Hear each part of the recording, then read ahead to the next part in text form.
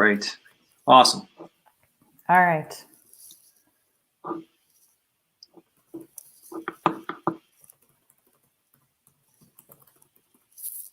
going to pin this video.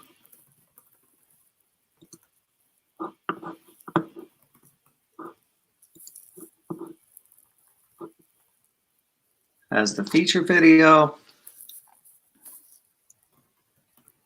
That way it's easier to find for everyone on Facebook.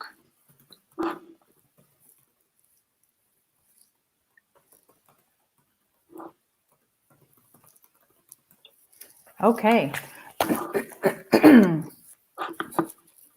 So I know we're a few minutes early here, so hopefully people are jumping on.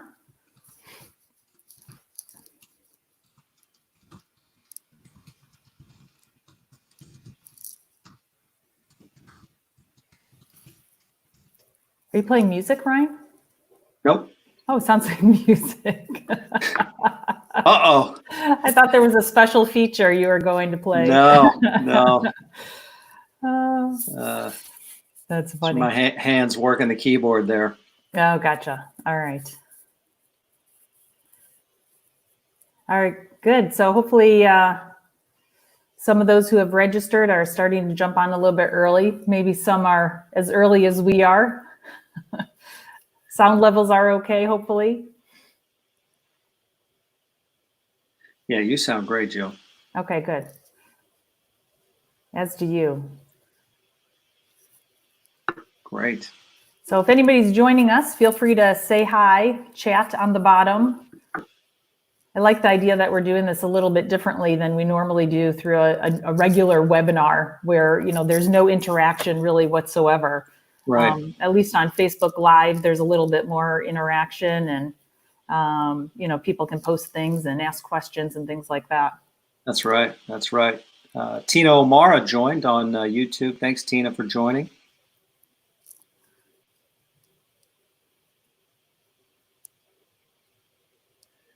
Yeah, it's great. We've got about 2.5 minutes until the top of the hour here. So. All right, very good. Looks like it's working on our end.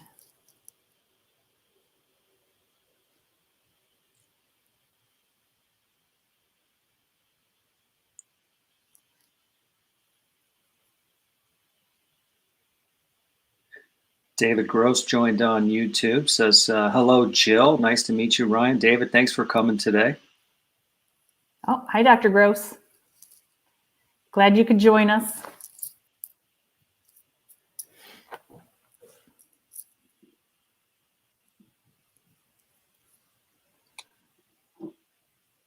We're going to get started in just a minute or so, Ryan? Yep. Okay. Just waiting for everybody to get situated. Hopefully everybody's in a nice comfy chair with a nice soft ottoman, putting your feet up and relaxing.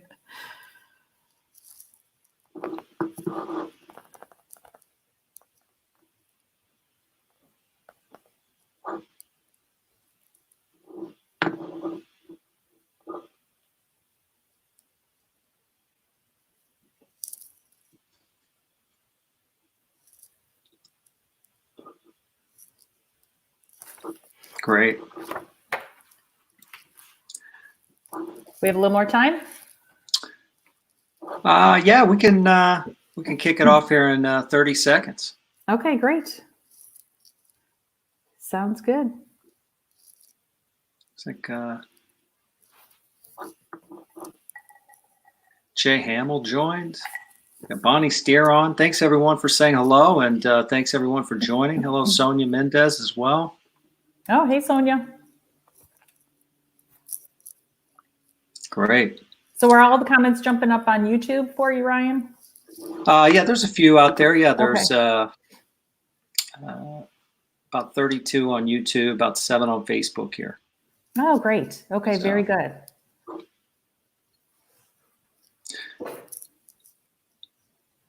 Great. Well, let's go ahead and get started. Jill, it's 2 o'clock, and we'll all get right, going. sounds good. Sounds good.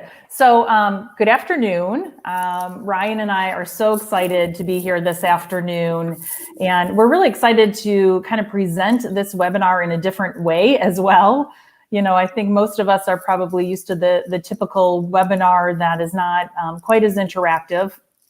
But quite frankly, you know, I was at Hawaiian Eye in January, and Ryan, you and I were both at the ICEPS convention in March, which was probably one of the last meetings that took place. And we kind of miss seeing everybody. And although we can't see your faces, you're kind of stuck with seeing our faces. But at least if you can leave little comments down on the bottom right-hand side, I think you can do this on the right-hand side of YouTube and also on Facebook. You know, just say hi, just so that we can see your names, because we do miss you guys. So feel free to leave little comments down there. There's also those cute little emojis at the bottom, and there's the new one that just showed up last week, Ryan. I don't know if you've used this one yet, which is that cute little emoji Care, who's holding the little heart. So feel free to throw those out there once in a while as well, just so that we know you're still awake and you haven't fallen asleep in your comfy, cozy chair with your feet up on the ottoman. But I think we are ready to get going. Thank you so much for joining us. The other thing that I wanted to mention too, as everybody's kind of getting situated and getting online here, is that we are going to give out a $100 Amazon gift card to kind of a random winner who shares something that you have done to communicate with patients to show that you care. You know, as I've been speaking with some of you over the last few weeks, some of you have been calling patients personally, or maybe you've been posting fun things on Facebook just to stay connected with your patients.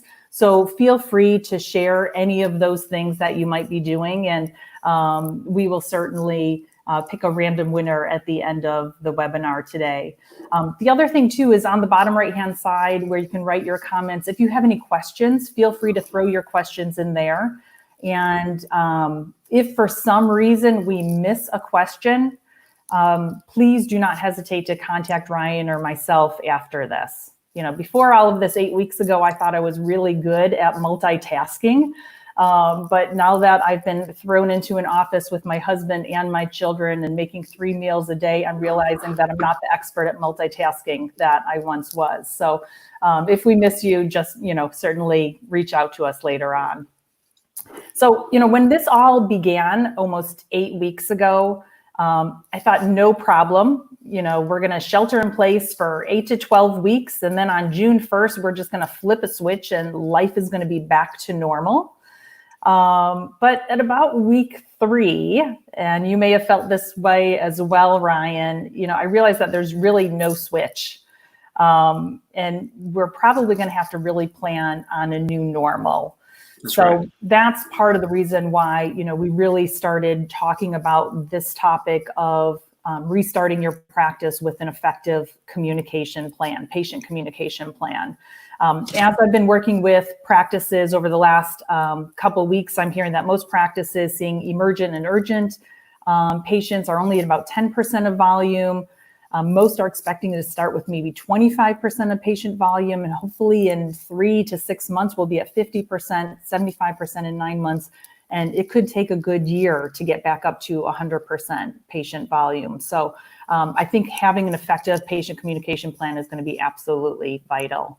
So for some of you, I think already know who I am, but for those of you who don't, I'm Jill Maher. I'm the business consultant with Maher Medical Practice Consulting, and I work with ophthalmology practices on anything dealing with practice management, financial benchmarking, strategic planning, and a big part of what I do as well is searching for ophthalmologists, optometrists, and administrators as well.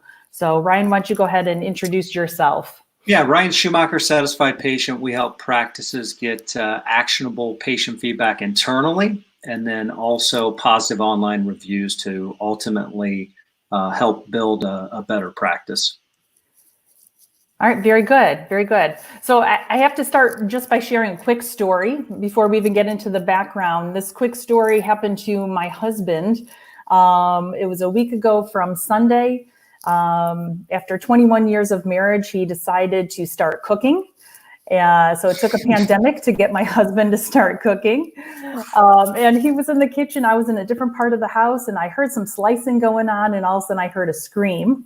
and didn't hear that slicing anymore. Yeah. So I realized he had cut his finger. And of course, it's a Sunday evening. We did not want him to go to an emergency room for obvious reasons. So I quickly called the urgent care. It was about 5:15 in the evening. They told me over the phone they closed at 5:30. So I was trying to get as much information out of them as possible. You know, should my husband wear a mask? Should he wait in the car? Should, you know, what are we supposed to do? What are those safety precautions? Right. And quite frankly, they could not answer any of those questions that I was asking. Yeah. I said, well, should he wear a mask? And they said, he doesn't have to. And I'm thinking, oh no, he's going to wear a mask. Don't worry. So I sent him out the door, and he's perfectly fine. Don't worry. Although I do get reminded on a daily basis that he almost died from slicing his finger. So I have another key point here is don't ever use a mandolin slicing potatoes without the safety on it during a pandemic. There you go. Yes, wow. Lesson learned there. But anyways, patients are extremely fearful. They're anxious, they're uncertain. We were anxious and uncertain about him going even to the urgent care. And so really restarting a practice among COVID-19 is going to require a strategic approach to patient communication that is detailed, reassuring, and drives operational excellence.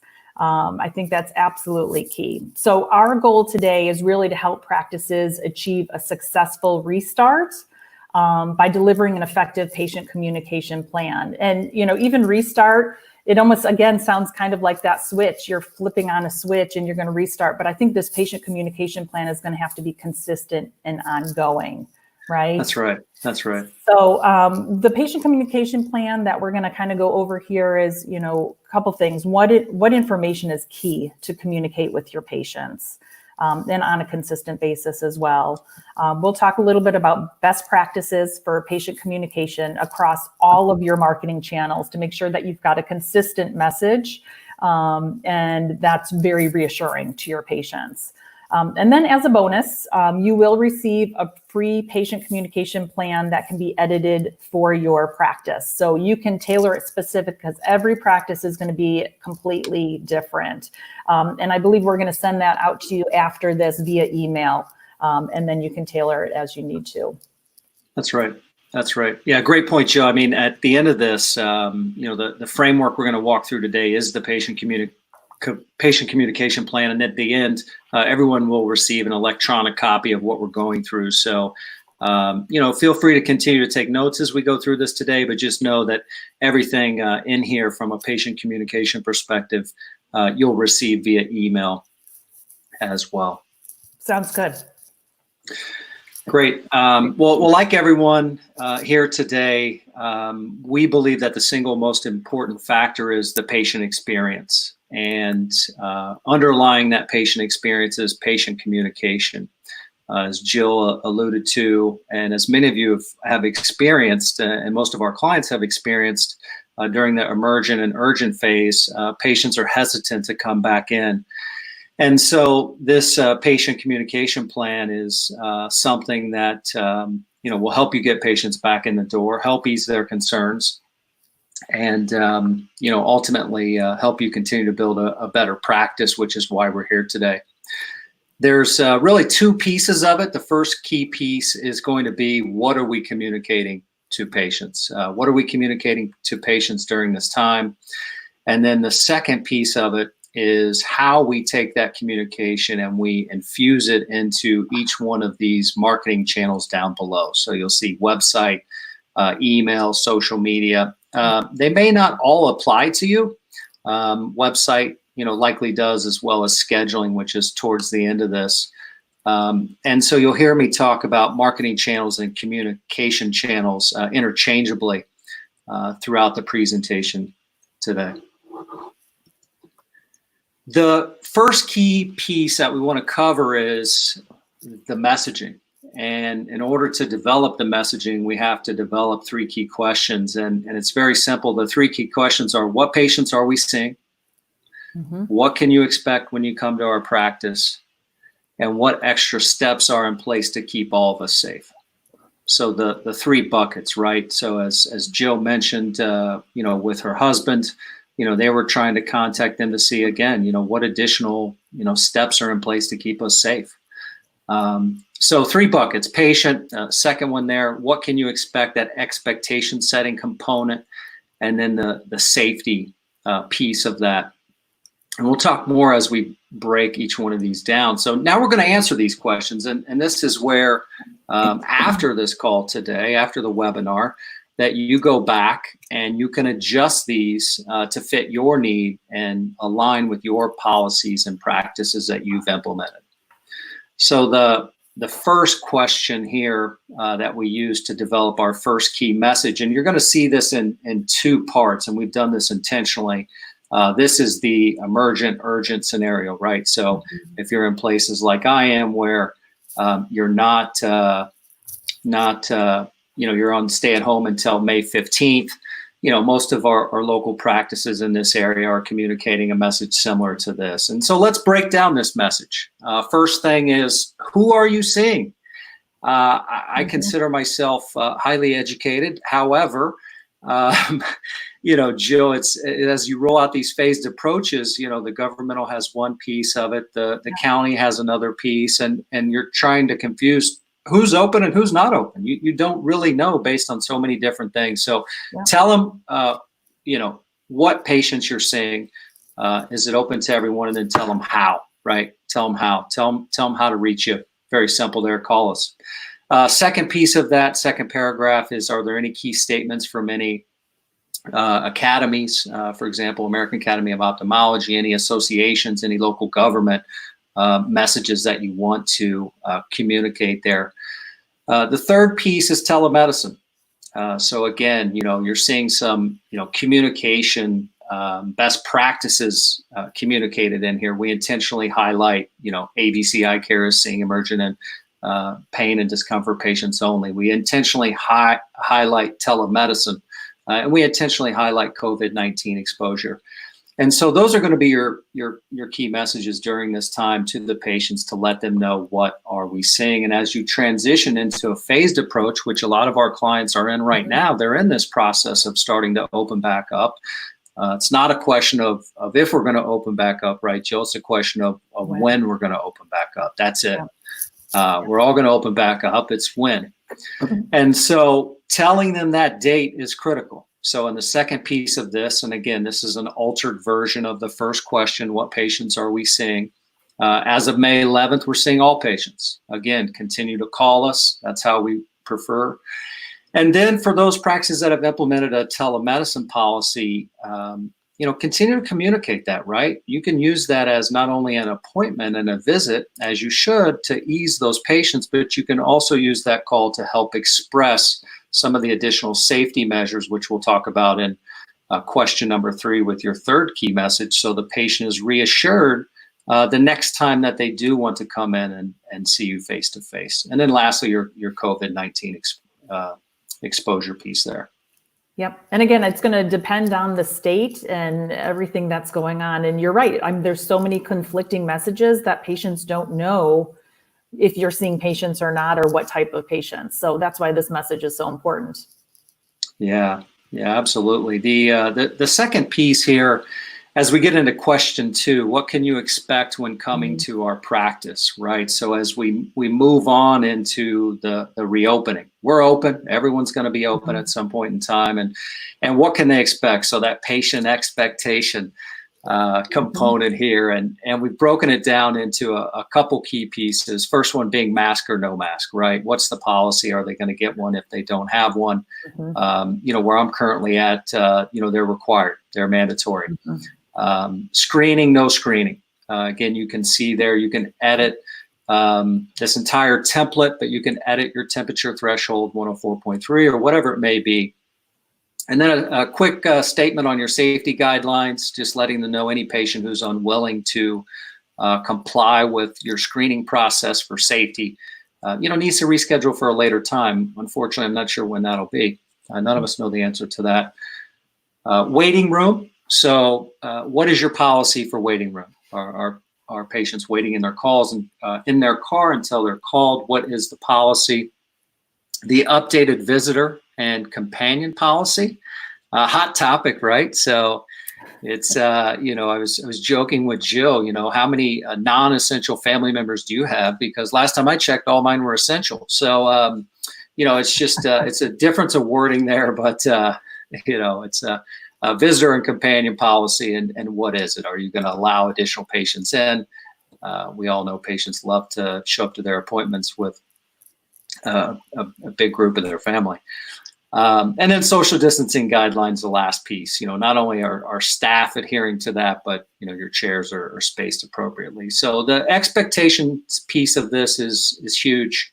Letting them know what they can expect, because it's a new world that we're in now.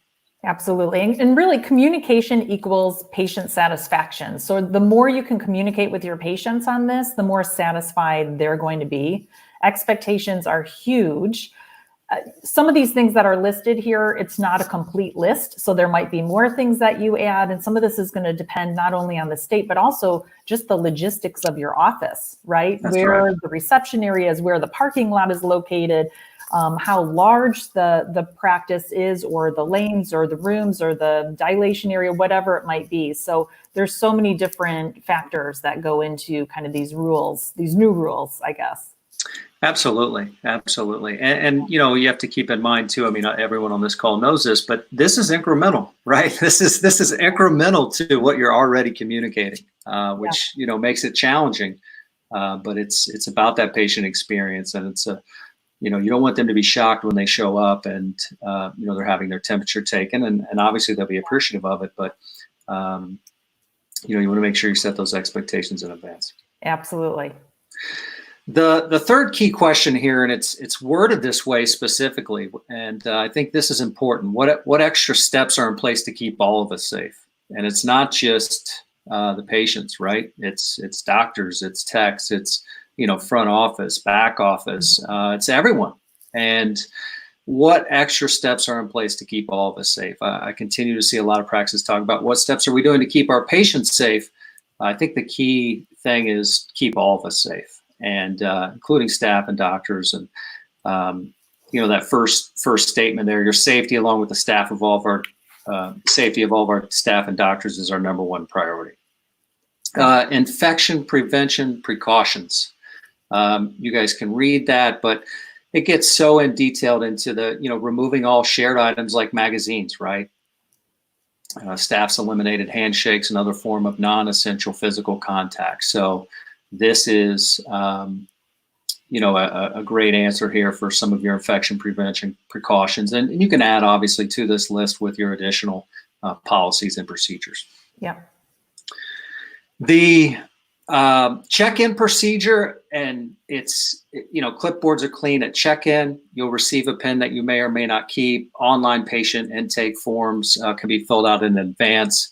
And again, a lot of these other safety measures, and then going to the other inserting your appropriate academy information there, and links to those organizations if patients want to learn more.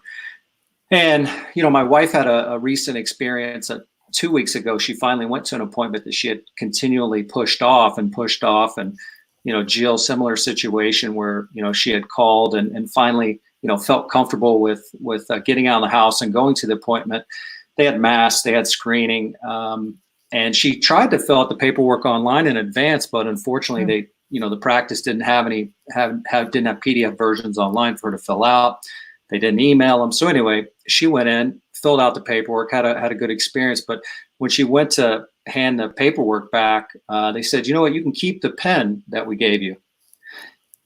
And it just, that little feeling of, keeping the pen for her was like, wow, that kind of sealed the deal. Like, these guys have thought of everything. Throughout this entire patient journey. Yeah, and I have heard of quite a few practices just buying a ton of pens, that are branded with the practice name on it. It's, it's instead of a business card, you're giving out a pen. Yeah, just one of those little things. Just all the details thought about at that practice. Yeah. So very good. So as we talk about it again, those are your three key messages. So you can take the templates at the end of the webinar that we're going to email out. You can take those, you can adjust those three key messages. Now we're going to talk about how to take those key messages and really pull them through each one of these communication channels. And the first thing we're going to talk about is a COVID-19 page on your website. This is not your homepage. This is an actual dedicated page on COVID-19. Unfortunately, we all know that it's not going away anytime soon. There will probably be additional information we need to communicate to our patients on that page. We're going to show you a couple examples of a couple pages here in a minute. And the three key messages on those pages are the three key messages we just went through. So what patients are we seeing, and your answer. What can you expect in your answer? What extra steps are in place in your answer? One of the things, again, my wife was having that experience when she was constantly contacting that clinic. And again, it reduces a call driver for you, an unnecessary call driver, is when you have a page like this, put a date on it. So the patient knows, okay, look, this was last updated this date. Okay, great. My appointment's next week. Got it. Driving all traffic back to this page is a key piece, and let this page do all the heavy lifting for you. So Ryan, really, when practice like updates a page like this on their website, they probably want to check it on a regular basis, because with so much information changing on really, I used to say a monthly basis, now it's more like a weekly or a daily basis, you really want to check what you have on there, because some of that information may be changing pretty quickly. That's right. That's right. Great point. I mean, I would, it's something you want to be reviewing, on a weekly basis or as things change. Right. And it's a living, breathing page, right? So it's something, again, it's not going away. Yeah. The last piece of this is adding an alert header. And all an alert header is it's really the very top. We'll show you an example in here, but it's the very top of your website, just adding a static header so it doesn't change. So if you're on the doctor's page and you're looking at all the doctors, at the very top of it, you still see the alert header. You see an example there on this slide at the very top. It carries through. This is a dedicated COVID-19 page on your website. And it says important patient updates on COVID-19, learn more now. So if you go to the home page, that little bar is there. It's static. It's a great mobile experience. You click on that. And then as you go through it, it's the components we talked about. So you have your date, you have your three questions, tell them that up front, and then answer those questions again down below. So tell them what you're getting ready to tell them, re-emphasizing those key points. Yeah. So Ryan, I've looked at a few websites, quite a few websites over the last couple of weeks. And what I'm finding is that as soon as this all occurred, 8 weeks ago or so, a lot of practices put up this like white box with all this black lettering. It almost looks like Skull and Bones, saying that the office is closed and not to come into the office. And so I think that is such, and it's like right over the front page of the website. So it's not inviting in any way. It's a little bit scary and intimidating. Yep. So I kind of feel like we now need to pull that back and have something that's a little bit more inviting, because we need a new message of saying we are open now. Or whatever the case may be. We need kind of friendly language and positive language to bring patients back, as opposed to that scary message that was placed on these websites, 8 weeks ago. Yeah, absolutely. I couldn't agree more. And, it's long-term solution too. So I think, a lot of practices, right. It was the Band-Aid approach, like you were mentioning, just to kind of meet a immediate need. And now as we shift into this being a long-term strategy, you're going to want to shift your plan as well. And here's an example of that alert header that we're talking about from another ophthalmic practice. They've added a nice touch, which is we are seeing patients to the top of it as they're back in full swing. And then they say important information regarding COVID-19. I do think that message should be important patient updates, because unfortunately the word information just kind of blurs all of us. It's like, oh, I have to read this, but when it's patient and it's geared towards me. So some key language there. The other thing I'd say is stay away from pop-ups. So I've been on several websites recently where it's just an automatic pop-up, right? And that's a traditional retail or e-commerce execution. when you're shopping for jeans or a suit or whatever it may be, and stay away from that. And the reason being is 60 to 70% of your traffic is going to be on their mobile device, right? Mm-hmm. And so two things are going to happen. One, that experience on mobile is not very good with a pop-up. And two, the basic user behavior is just to X out of that. I was on a very large hospital system site earlier today, and they had an alert header that expanded, and it was about 3 inches wide. And then once you X'd out of it and you went back to the website, it was gone. So once you review it for the first time, because again, it's an interactive banner versus being a static banner across the top of the page, the patients will never see it again. And this thing's going to continue to go on. I'm sure they'll eventually catch that, but it's just one of the best practices. Yeah, and usually when you see those things, all you do is look for that little X to X out of it, and then it's gone for good. Yeah, that's it. That's it. Yeah. You're absolutely right. As we transition to email, Jill, how many emails have you received from brands or major companies, about COVID? I don't know, 24 a day. Yeah, it's a lot. Yeah, it's a steady stream for sure. And a couple best practices here with emails to your patients. The first thing is, what's your one thing? That's kind of the rule of thumb. And the second bullet on this slide is, really an example. I mean, don't literally write out the purpose of this email is, but it gets you thinking, right? What is the purpose of this email? The purpose is we're open. Yeah. We're open as of May 11th. And question 2, here's what you can expect. And so you can use the answer to that question 2 in that email. And then you can have a nice, I saw Dr. Wood on the call here, you can have a nice signature on the bottom of that that says, like you take it from question 3 and say your safety along with, all of our staff and our doctors is our number one priority, sincerely, Dr. Wood. And you can send that out to your patients. It's the doctor helping reinforce the message of safety. And you're not going into a laundry list of everything you're doing from a safety perspective. You're linking back to the COVID-19 page that you have. Because guess what happens? You've just told them in that email, and now they go look at this website and they get reminded again of all the steps that you're taking and what to expect. So reinforcement to the patient, which is great. You can add some personalization. Yeah, and Ryan, I'd also say too, a lot of the emails that we've received over the last 8 weeks, the subject line always includes COVID-19. So, I'd rather see an email from my doctor as a subject line saying we are open, That's as right. of whatever the date is, or whatever words you want to use, but something positive and inviting. That's so right. that I'm going to want to look at that and go back to the office. That's right. Great point on the subject line. And the purpose of it, should reflect your subject line as well. And you're right. I mean, COVID-19 is turning into wallpaper a little bit. Right. Yeah. Yeah. Great point. As we talk about social media, leveraging social media, I think the first thing, the first key piece is just auditing your current content queue.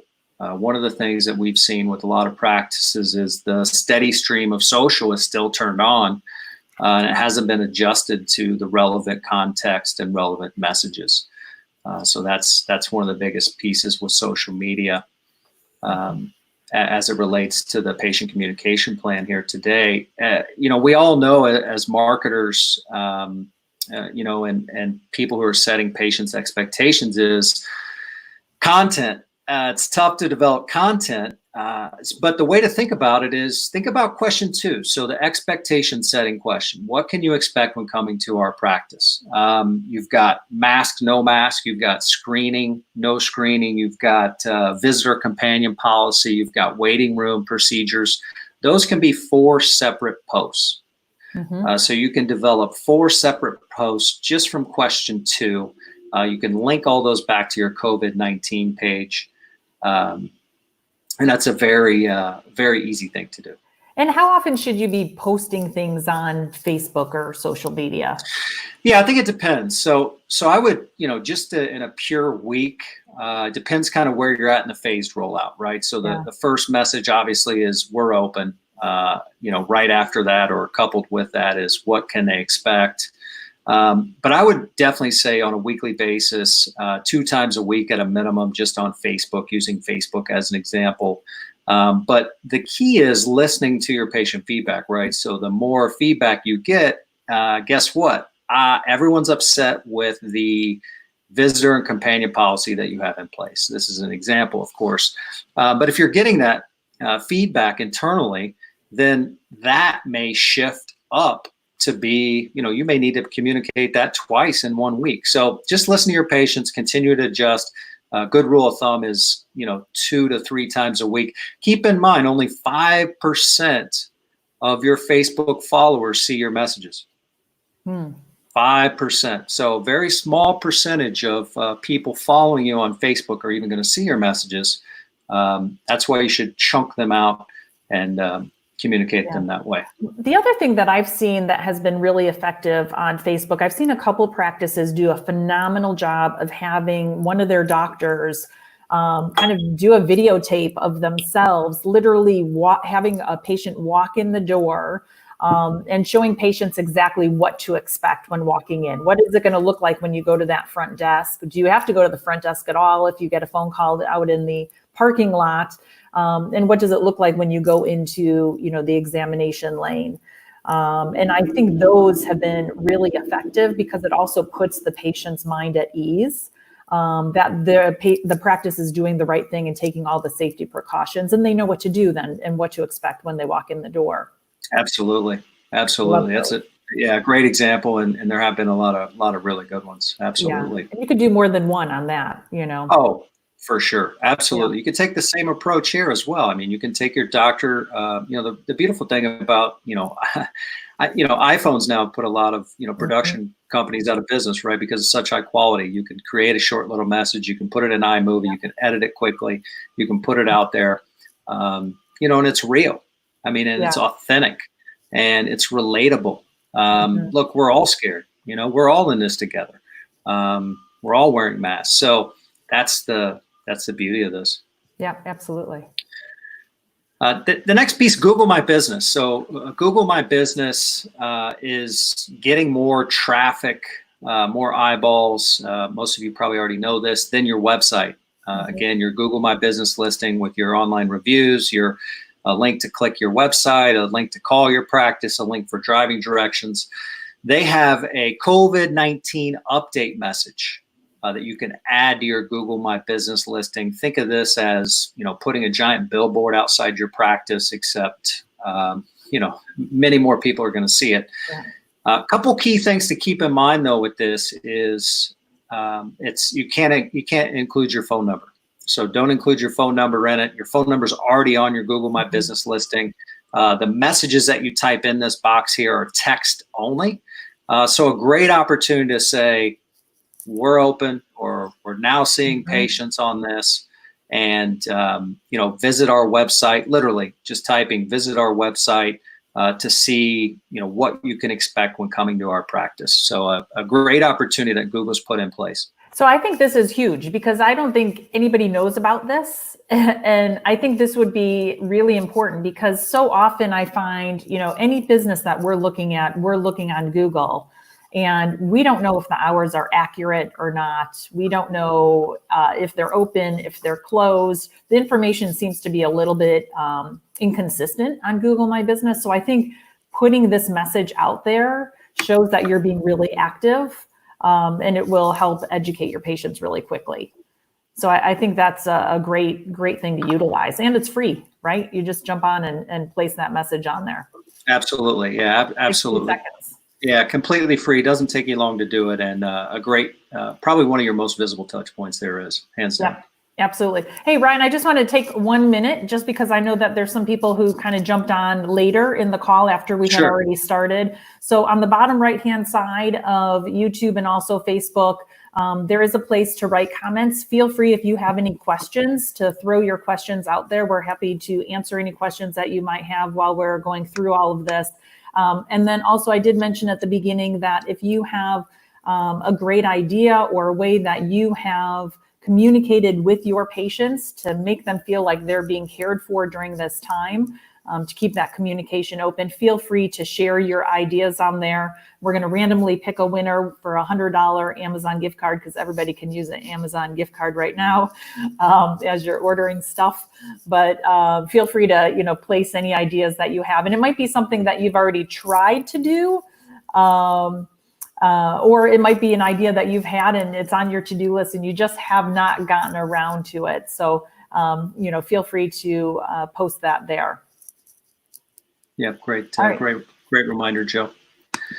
The next slide here. Just want to take a minute and talk about really the study of negative online reviews. So earlier this year in 2020, we did a big study where we basically pulled all the negative online reviews off of Google, Healthgrades, and Facebook for ophthalmology practices across the United States, and we analyzed those. And I don't think it's any surprise what number one was, but and I know you've got something to add to this as well, Jill. But the number one piece of feedback was, wait time. Yes, I mean, we've done thousands and thousands of patient satisfaction surveys over the years. I've never seen the number one patient complaint as anything else but wait time. So the biggest concern that I have for practices right now, and I don't know what you think about this, Ryan, but my biggest concern is, it might be good for some of us that wait time may not be the number one patient complaint anymore, but what we don't want to do is replace that wait time complaint with a safety complaint. That's right. And that's really my biggest concern, is that if we don't kind of get this communication and set realistic expectations with patients up front and consistently over time, since this could take a year, we're going to wind up seeing the number one patient complaint not as wait time, but really as safety issues. And so that's why I think this is so important. Yeah, great point, Jill. And the other thing I would add too, I mean, as we looked at all the data and we analyzed everything, number two, did not receive a thorough exam. The underlying component of that oftentimes is communication. So they received a thorough exam. Yeah. Could have been doctor, could have been tech, just didn't explain, it was the 23rd patient of the day and a busy day or how many ever it was. It just didn't explain the steps in the process. And so it was really patient communication, right? That led to that feedback on did not receive a thorough exam. So, our clients, the last thing we want is for any of our clients to get any negative reviews on, COVID or safety during this period of time. And that's why it's just so critical to, keep your finger on the pulse of, your patient feedback. And, as you're surveying your patients, get that feedback, make these changes, adjust your communication plan, like we talked about, adjust it, if the companion piece of how many people they can bring to their appointment is the biggest issue, let's tackle it head on. And let's communicate that. Absolutely. We want positive word of mouth to come out of every appointment, right? And patient and physician referrals, patients are going to come in there. They're going to have that experience like my wife had, like we talked about. It was very positive. She's mentioned that to a couple people on a couple Zoom meetings already. And so we want that. But the other piece of this is we need to not forget about your referring physicians. And so don't forget about your core services either. And so as we think about, communicating to referring physicians who are referring to our practices, reinforce your core services. Hey, we're open. Here's what your patients can expect. Because the last thing you want is them going back to that referring physician saying, look, I had a bad experience. These guys weren't, buttoned up for COVID. Here's what it was. And you don't want to cut that referral off. So you want to make sure that, you're communicating with those referring physicians, letting them know what they can expect, letting them know your procedures are, your backup, your operational. Yeah. And, Ryan, I was thinking, the message that you're sending to your referring physicians is pretty much the same as what you're sending to your patients in that email. So you could almost use the same letter that goes out to your referring physicians. And I've also heard of some practices, some physicians who are doing a great job of really staying connected with their referring physicians, just doing a Zoom meeting. Yeah. Something so simple, but utilize your time wisely. And this is a great time to stay connected with some of your referring physicians and educating and just making sure that, everybody knows what your process is as patients are referred to you. Yeah, absolutely. And the patient experience, the in-office patient experience will take care of itself. So, as you guys continue to deliver a high level of patient satisfaction, you could develop, an in-office brochure that they pick up on their way out and checkout that talks about how you're dealing with COVID, your safety procedures that we've talked about, and reinforces your core services, right? We're still in business to be in business and do the things that we're, professionally trained to do. So let's not stop talking about those things, but let's infuse the appropriate messaging that we need to make everyone comfortable and set their expectations. Yeah, very good. And I see that as just kind of one pamphlet. It doesn't even have to be like a threefold brochure or anything like that. It could be very simple. That's right. That's right. Simplistic is really the best. Mm-hmm. The next piece here is scheduling, right? So one of the most difficult jobs in the entire practice is setting those expectations during the scheduling process. And some practices may be going through a phased approach, right? So you don't have all of your front office staff back in currently that's typically answering the phones. And so when a patient, after you've gotten through the scheduling component of actually booking the appointment, and after you've let them know what they can expect, they also want 15 minutes of you explaining all of the safety guidelines you've gone through. Well, if you're short on staff, you don't have 15 minutes. So again, another benefit of having that COVID-19 dedicated page, letting that patient know, look, safety is our number one concern. They can go into it a little bit. You can redirect them to your website, again, where they're reminded on what they can expect, who you're seeing, and those safety measures. So focusing on the second question, I think, is going to be key, right? Because we're all going to reopen. And then I do believe at some point in time, as a lot of the bigger brands, safety is going to become a little bit of wallpaper, and it's going to boil down to execution, and it's going to boil down to expectation setting. So, a great example, buy online, pick up curbside, Home Depot, 3 different people bringing stuff out to your car this weekend under stay at home. One had mask on, gloves on, the whole shot. The other one was wearing the mask under the neck. The other one had no mask, and they were servicing the vehicle. So, 3 different experiences there. But it's, execution. Which actually, Ryan, that also reminds me, even with your staff, you could be going over all of this with patients, but you've got to make sure that your staff is totally buttoned down on every detail of the safety measures that you're taking. And you probably want to have some sort of a meeting on a weekly basis just to make sure that message is really consistent and nobody's kind of falling through the cracks or getting lax on, what they're saying to patients because they're getting bored with it. Yeah, that's it. The person that serviced me at Home Depot at that curbside pickup, again, a mask, everything is a good experience. But, I saw the woman, parked next to me. I saw her face. She kind of gave me the look like, whoa, this person's getting ready to come over here with no mask.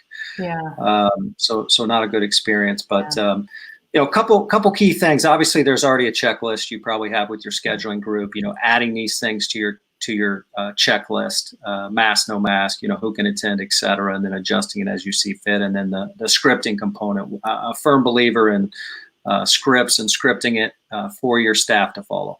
Mm-hmm. Absolutely. The last slide here, before we get into the communication plan and just a couple other final details, is kind of the kitchen sink. And this is, think about it of, do you have these in your practice or not? And then if you do, what to do with them. And I think waiting room TV, text messaging, signage. You saw that Walgreens signage. If anyone's been to Walgreens to pick up a script, they even have it on their drive-through sign outside communicating it. But, the big thing is, what's the one thing? So just start with your one thing that you want to communicate in each one of these communications, if you have them, and then and then all the digital communications link back to your COVID-19 page. And in the communication plan that we'll talk about next, you'll see there's a checklist where you can go through and you can say yes or no. Do I have these communications? Waiting room TV. Obviously, if your waiting room's open with social distancing and you've got a TV that is with a solution, you want to talk about your commitment to safety in that medium. And SMS text messaging may be, hey, we're open. Signage may be, what we talked about previously. What can you expect or safety depending on where it's at. I would also add in, and I don't know if this kind of goes under this section or, the referral section, but even LinkedIn. Absolutely. Having, a big message saying we're open on LinkedIn as well. I think a lot of physicians are on there, but they might be connected more with referring physicians, but they might also have some patients that they're connected with as well. So you just don't want to forget about, some of those other mediums. Absolutely. Absolutely. It's a great point, Jill. Great point. The next slide here, patient communication plan by channel. So everyone will receive 2 documents at the end of this today. First one will be a Word document. It will have the adjustable, editable answers to each one of those 3 questions. What patients are we seeing? What can you expect when coming to our practice? What extra steps are we taking to keep all of us safe? And then lastly, it'll have a grid. So it'll come with a separate checklist. Again, this is too small for anybody to see. We promise it will be larger. Yeah, this is too small for anybody to see. But the last piece is a checklist. So that's pasted into this Word document. You can paste it in there. It's really a checklist for you to go through. We've added some best practices for communication and what message to communicate when. So if you have an email strategy, the first email obviously is we're open. As of when, and then again, that number 2 message of what can they expect with a link to learn more about additional safety measures, et cetera. So all of this is adjustable, editable for everyone. Yep, perfect. Jill, we've got some great suggestions here on YouTube as well. Oh, great. Can you share any of them? Yeah, I'm gonna read a couple here. So David Gross says, we purchased a restaurant-style paging system to use for those waiting in cars and don't have cell phones. How about that? Oh, excellent. Good idea. I've got another one here from Denise Lee. Denise Lee says, we've been calling patients the day before, screen for illness, and remind them to wear a mask, bandana, scarf, or will be rescheduled. Place sneeze guards where appropriate. Oh, very good. Got a few others here coming in. Tamara, and I apologize if I mispronounce anyone's name. Any standard cutoffs on what constitutes a fever for temperature screening? North Shore Health System uses a conservative 99 degrees. I've seen others use over 100. Yeah, I think you'd have to check with the AAO on that. I have seen that vary a little between 99 and like 100.3. So I think that does vary. It's going to depend on where you're at. Great. I've got a couple other questions here I'll get to here. Let's see.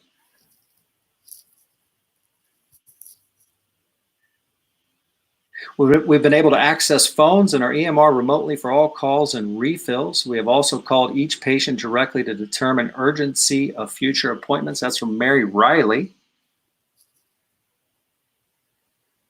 Oh, very good. And we've been open every day for all calls and emergency visits from Tina O'Mara. We've also been calling patients that were scheduled to let them know that we're here if they have any emergencies. These are great. Jeremy Ross got another one on Facebook here. I got about 3 more over here, Jill, and then I'll switch it over to you for Facebook. Jeremy says, we've kept the phones answered every day, so any patient that has wanted to reach out to us has been able to reach out to us. And Jill, why don't you go ahead with a few of the Facebook ones there? Okay. Yeah, we've had a few of them that I thought were great. Sorry, I'm reading as I'm talking. Again, it's that multitasking thing. So quite a few have said that they've been calling patients, talking about protocols to keep them safe, calling patients to keep them in the loop with what we're doing. We sent out a MailChimp email to our recent and future scheduled patients, and also updating our website with a COVID-19 update link, just like we were talking about earlier. Right. We are calling all patients, going over all new protocols and procedures we are putting in place for safety, also updating our website and Facebook page as well. Let's see, there was another one here. We are calling our patients weekly. Also, we had a furlough about 70% of our staff. We wanted to keep them engaged, so we have been offering free webinars and calling them to check in weekly. So they're communicating with their staff, which is awesome. The more communication, the better by far. And then we have a question here from Joji Schless. Question, any tips on how to communicate the struggle of rescheduling the canceled appointments from the last 6 weeks? There's only so much time in the schedule. How to explain the accommodating canceled appointments and the ongoing annual visits that are coming as the year progresses? How do we not disappoint our patients? That's a good question, Joji, and certainly a big question. I think the more, again, it goes back to communication. The more you can communicate with patients, I think the more satisfied they're going to be. It might be something that you want to actually script out. Make sure that you have script with your scheduling team who's actually calling the patients. I would always start with an apology. I think everybody is pretty understanding at this time that things are a little bit crazy, but an apology always still goes a long way, along with empathy for what the patient is going through, and then doing the best you can to schedule with them. So very good question. Yeah, great question, Joji. And I would also add to that, we've seen several practices extend their hours.